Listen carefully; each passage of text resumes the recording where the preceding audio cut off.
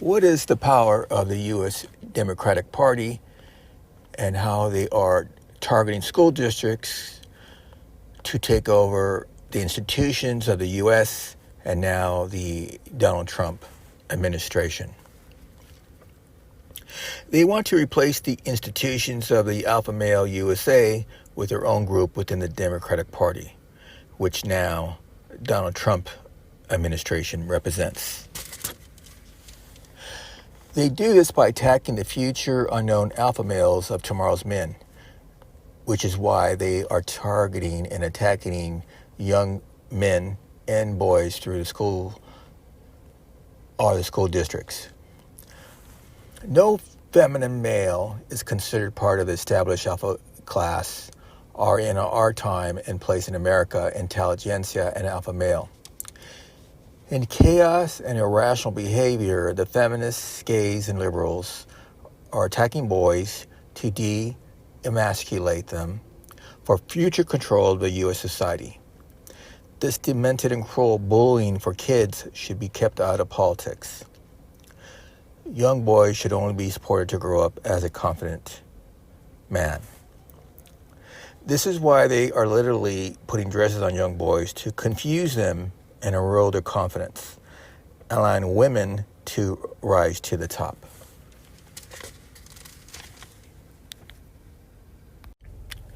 So, what is the new Democratic Party, and why do they seem so disorganized but yet so powerful in party? Well, it is because they have morphed from affirmative action groups, leadership, which is not official because the leadership of different affirmative action groups, the two biggest ones being the African American community and the women's movement or the feminist movement, which they may not have leadership, but not in any official role in every state and county or neighborhood. Or they may have a feminist leader, but it is bigger than that. Of course, the women movement is bigger than that.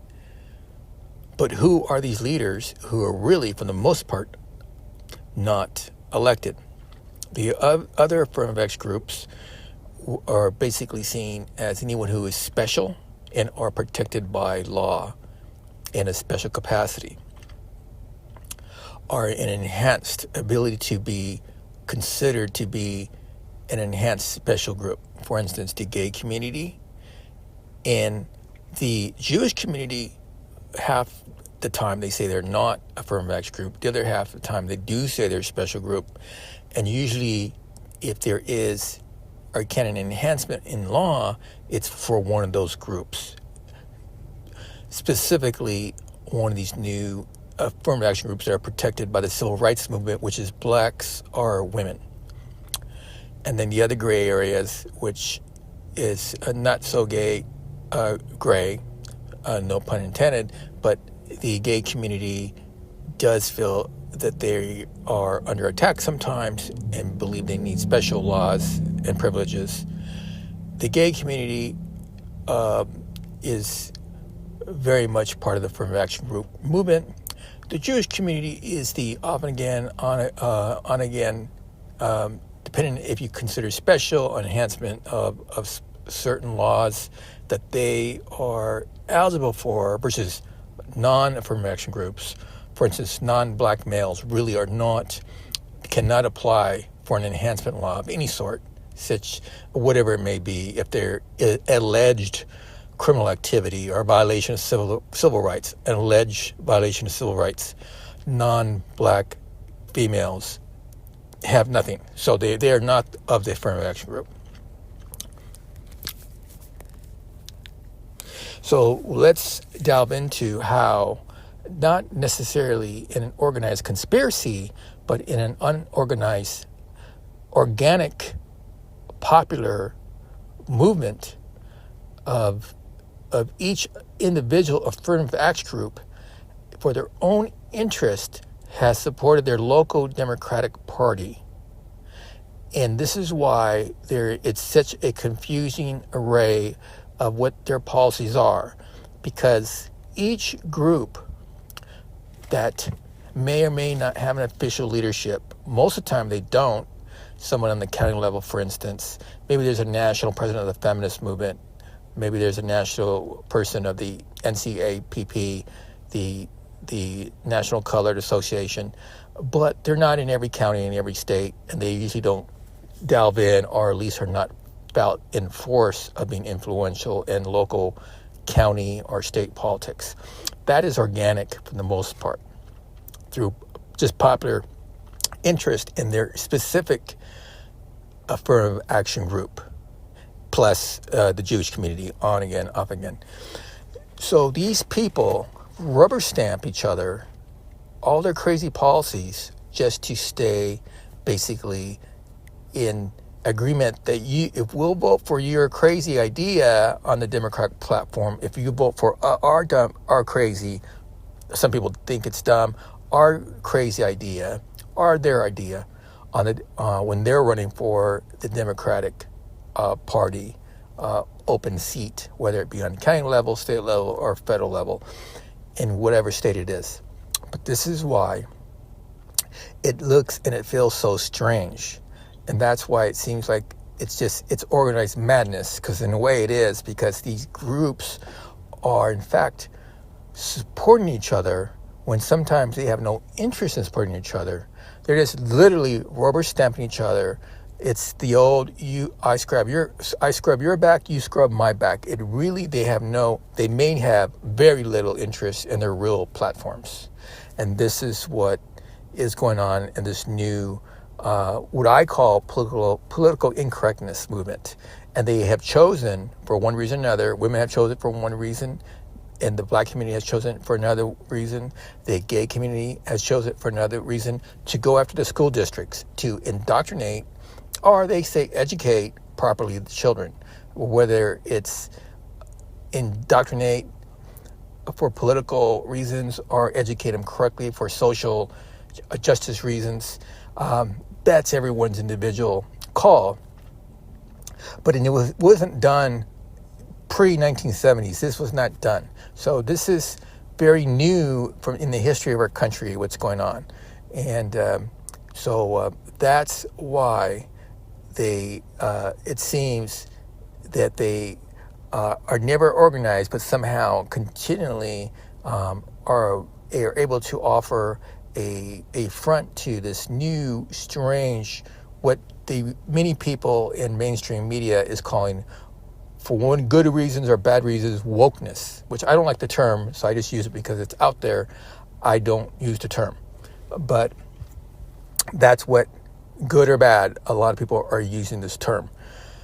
But that's what it is. It's affirmative action groups just rubber stamping each other, and that's why it's like madness. For instance, the Jewish community, when it comes to family rearing, is very conservative.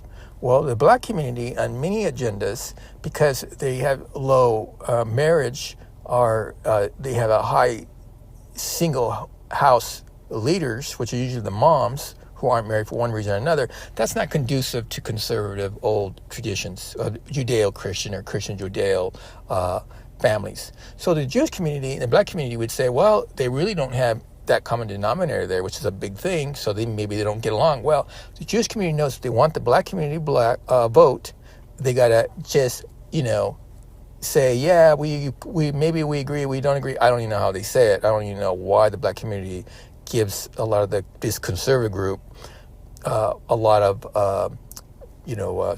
political support during election time, but they do, and vice versa.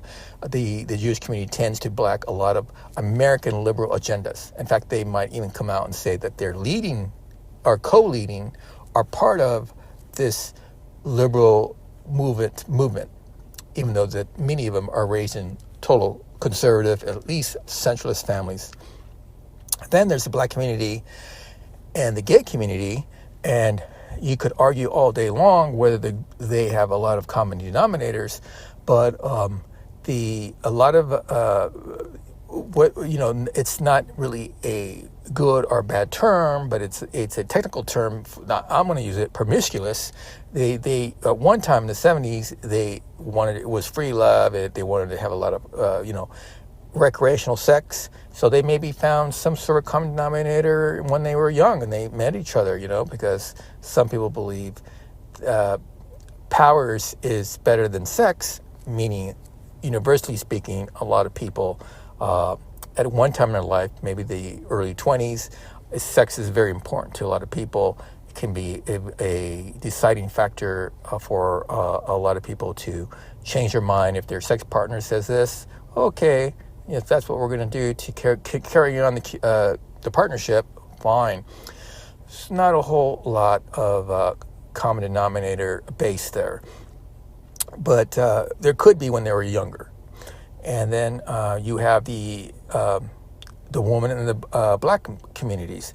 They really don't have too much in common because women say, well, not whether right or wrong, I'm not inferring that the statistics are true or not, but the statistics are what they are. The black community has one of the worst problems with when they're young, especially with not necessarily bad violence, but it can be bad violence. There's a lot of violence, domestic abuse, and women traditionally are against any type of domestic abuse, zero tolerance, but yet they find this group that statistically goes through the roof compared to every other group on small crime, petty crime, mid crime, high violent crime, goes through the roof. And for whatever reason, the women community they have some sort of identity with that community, and vice versa. The black community has identity with white women who they say, in fact, were part of a group. Not all of them, the sophisticated people, I don't believe, do it, but a lot of people do bring up the 1860s and our historical issues of that day, and they actually blame everyone who they see as Caucasian and are white, whether they were, not everyone owned slaves back then, but they don't seem to ever ask the question or care to find out, Not that it would matter because it was a lifetime ago, but anyways, people still will bring that up. So it's not a whole lot of natural similarities of base ability. And so you keep all those groups really are not necessarily opposing each other, but there is no common denominator to bring them together. So that's why they're really rubber stamping each other. And why? Because they all have something interested to bring down the old infrastructure of government, which is tied to non-affirmative action males. Caucasian males, white males, however you want to call it.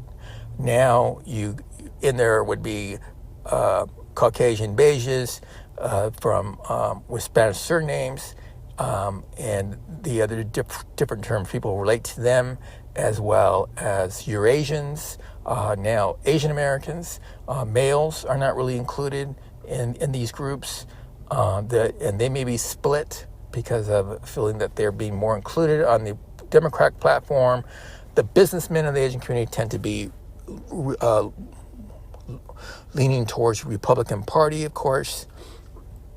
But for whatever reason, the reason why these groups are so now powerful and seem to be so disorganized, but still seem to be doing such strange things, because they went after the school districts to basically correct the wrongs and many times the thinking of the old infrastructure families, the non-affirmative action group families, specifically the males. So they really have targeted the males. So who really continues to inherit the positions of influence in business and politics? No matter what these affirmative action groups do together in their political incorrectness, is what I call it, they can't seem to defeat the established order. But how? Well, it seems that everyone who rises to the top, who is not of the affirmative action group or not of these other groups aligned with them, whether it be feminist or the Afro-American movement, if you will, or civil rights movement, who's against civil rights, right? You can't be against civil rights. So, but it's really about trying to make those corrections, economically speaking, and But maybe we should call it an African American movement, because most people thought they were perfectly fine who were African American, right? So maybe we should be more precise and descriptive, or not. It's not here or there from my point of view, but I mean it could be for other people's. Obviously, we're all for civil rights, right? So the other group that wants to get at the Caucasian, I will reference them from Europe as being Caucasian American or European American males. Who wants them? Well, the females say they should, in their old feminist movement, their main argument used to be economic independence, because you can't have freedom unless you can pay your own bills. So that used to be their own platform. If you look at the old feminist movements, old TV clips, or you read old newspaper clippings from a library, from books that may publish excerpts of newspaper clippings of the day, which a lot of books that do documentary work do, you're going to see that was the big argument, was economic independence for the women. So they want to bring back down the men and get in those positions. They say they don't want to bring them down, but they want to go up. But if you have 100 jobs and you want women to have 50 of those jobs, well, obviously 50 of those men got to stop wanting them, which is never going to happen, or you got to somehow remove them, which is never going to happen. And there's no nice way to put it. But basically, the nicest way, the way they I think have put it, is make room for women. Well, there's still the same 100 jobs, so the next generation, you're just going to hire 50% less males who may have been just equally as qualified and able. Now, for women, it's great for women, and if you have a girlfriend who's paying your bills, you don't have a problem with that. If you have a mother who needed really to have a job and you're a kid, you have no problem with that. And everyone who's with a man with a job has no problem with that. So everybody who shows up to work has no problem with that. So now it's the same thing in a different category for the entire black community. The black community is made up, of course, of men and women. Well, they believe that they also need a place at the work table and promotions, and they do, and no one disagrees. So that's why people, both parties, Democrat and Republican, try to promote when they find somebody that they want to promote from the African American community. They're rather zealous and eager, and by promoting that individual, whoever it is they found that shares their political platform. Now you have the gay community who's doing the same thing. So the gay community is an interesting niche story. One would surmise that they, like everyone else, like song and dance. So a lot of them became involved as a support role person or a major person in song and dance, movies, theaters, TV, entertainment.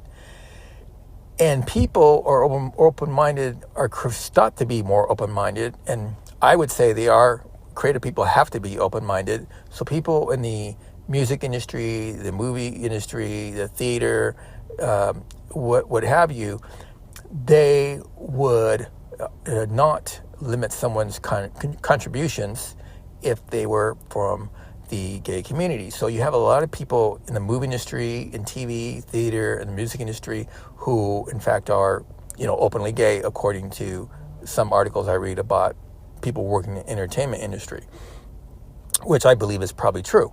I see now. So now you have the on-again, off-again group that says we're not part of an affirmative action group, but we want special privileges and we want special enhancements when anyone does a criminal crime against us, and that's the Jewish community. So they're 50-50. They're more focused on Middle East politics than anything else.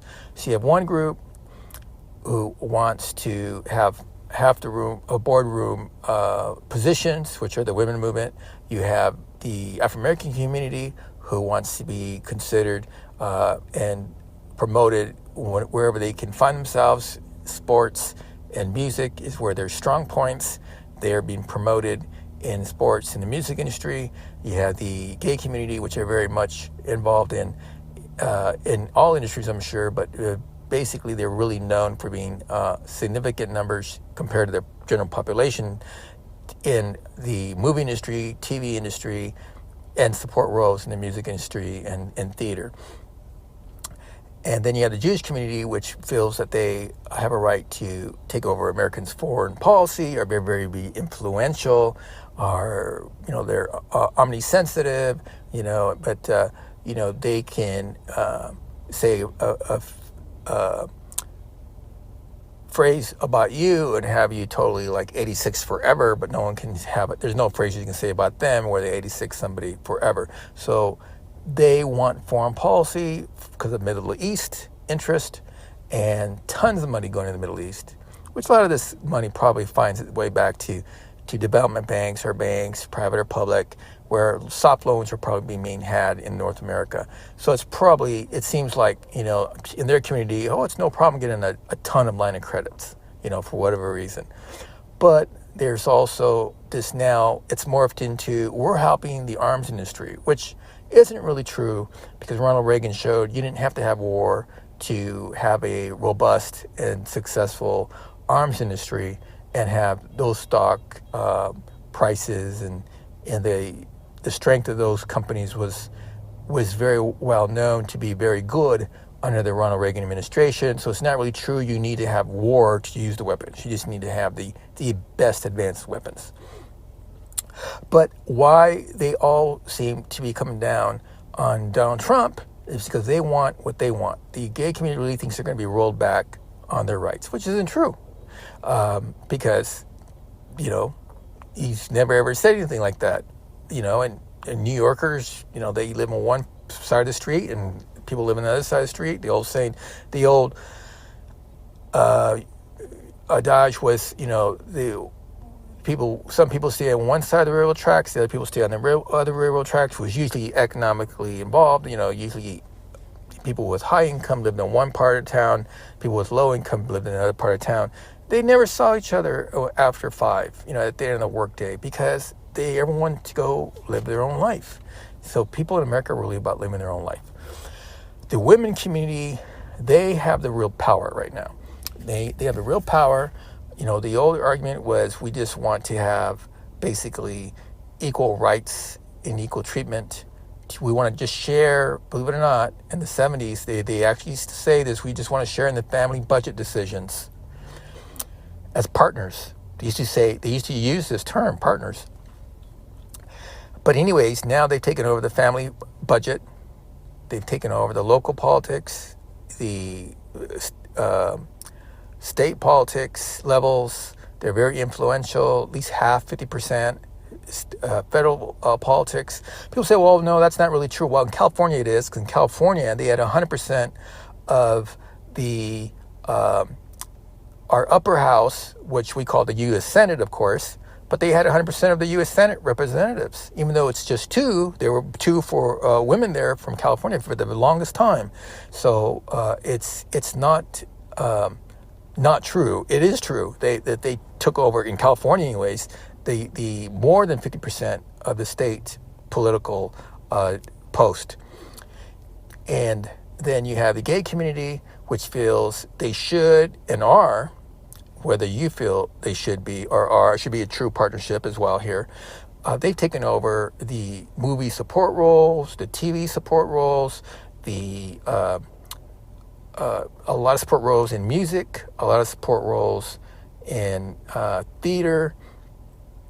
And so they have a lot of, not all gay people, a lot of them are unemployed. They have a very high unemployment rate, but a lot of them who are employed have a lot of high-paying jobs. And as an abstract group, they're able to bring together a lot of cash and in the political movement and influence it rather greatly. And then the black community, they have a certain niche in many things, are a big place in the entire political U.S. government's budget. They've righted so much for mostly wrong reasons, I would say, but they will say they had to riot in the 60s for whatever reason, No one who was black thought it was a good reason, by the way, but no one ever talks about it. You'll never get anyone to talk about it.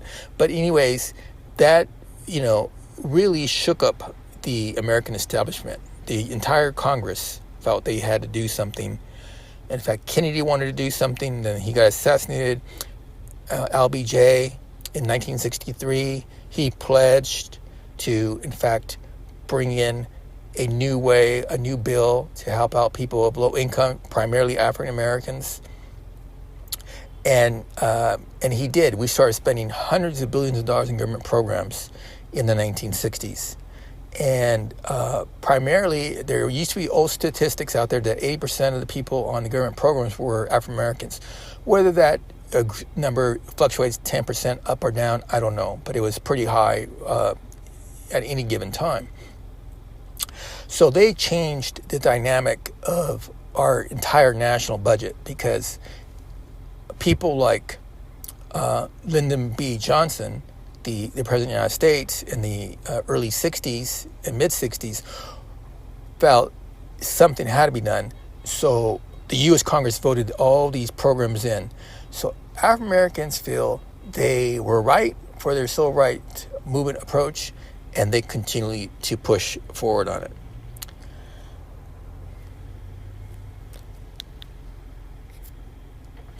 And so each group has an interest on maintaining their positions.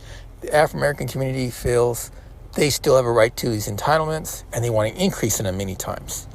They're very creative. Many leadership groups, subgroups in the African American community have ideas that, I don't believe in that, but that was darn creative. And other people think, well, I don't believe in that, but that sounds so good, they're probably going to get that through eventually, which means higher taxes for everybody else. And then you have other groups who say, well, I don't need that, and I'm not interested in politics, so it doesn't bother me one way or another. And then you have, of course, a lot of people who are going to benefit from entitlement programs who say yes, yes, yes, all the way. So you have the feminist group who wants more jobs and safety net programs that interest them. You have African Americans who they feel, one could argue, is true. I think in most history books in our country do give them credit for leading the civil rights movement, such as Martin Luther King. I don't disagree, but I think it was really more to be correct in African American civil rights movement. But obviously they're going to get more traction if they say the civil rights movement, because you're only going to be talking to 10% of the population if it's an African American civil rights movement, who have immediate buy-in interest. But if you call it a civil rights movement, then you have 100% of the country having immediate interest in that movement. So it's much more beneficial to them if they call it for what it is known for, the civil rights movement. But we're all paying for it, and it's really the African American community who benefits it from by far and large more than any other group. But other groups, of course, I'm sure it's a lifesaver for years for many other people who, for whatever reason, feel they have to get on those programs, are very strong supporters as anyone else in those groups. So the gay community feels all this power now and influence. They don't want to lose it. The African American community, for them, it's just not power and influence. It may be actually their paycheck. For the women movement, it's power and influence. In fact, one could argue that they, in the blue states, are running things. So they basically, in a very short time, the 70s wasn't that long ago, so you're really talking 45 years, women are in charge in the blue states, more or less, and the feminists and the men who say they're fine keeping their job, they're a placeholder, and they're just fine giving the green light to whatever the whatever woman pops up in the room says. They don't want to argue with anyone. Or maybe they do have a great critique, but nevertheless, it doesn't change too dramatically from what the feminist movement, organically from county to county, from state to state, really want to do. Then you have the Jewish community, the special group that are on again, off again. They have tons of money going to the Middle East. They have friends, I'm sure, in the Middle East who may or may not, the people who are bankers or credit union people know people who are, they're also their colleagues over there. It's probably no problem getting a big, huge line of credit from one of those, or not, but the feeling of power, again, the old saying being, power is better than sex. They have that. Whether they really believe that they can influence the United States government, giving tons of billions of dollars. I think the last tranche was $30 billion to Israel. Whether they really believe that they were responsible for it or not, they want to believe it. And they will, if you know a lot of, American Jews, I don't know how you went if you live in America. If you have a few beers with them, they just don't, for instance, say they're very influential in the news media world. They brag about it. In fact, you can't get them to shut up after a few beers. But anyways, they're very proud of their achievements. It's the power that they really do hold or perceive to hold. It's what they don't want to lose. And all these affirmative action groups that are with these special people who really make up the Democratic Party platform got to bring down Donald Trump for different reasons. One, they got him for all the things. They got the Golan Heights, and they got tons of billions of dollars again and all the arms in the world. They don't need Donald Trump anymore in the Middle East. Now, he might go too far and make a mistake. The feminist movement, they just didn't want him first round. From a just purely technical point of view, they're very hurt and emotionally bothered by Donald Trump, a lot of them. So many of them, maybe not all feminists, but so many of them, the other feminists around them, no, they got to go and say we want to remove by vote Donald Trump. I disagree. That should not be because your feelings are hurt. You should want to remove a sitting president, but they do want to bring him down pretty bad. The feminist movement is probably taking leadership on this. Then you have the African American community. They feel that the cuts to the Republican Party with Donald Trump at the helm are so significant and such a high percentage on government assistance, and so many of them are used to that free money, for lack of better terms, or entitlement payments, or however you want to say it. They feel they can't live without it. They really, in an abstract group, want to bring down just not Donald Trump, but the Republican Party.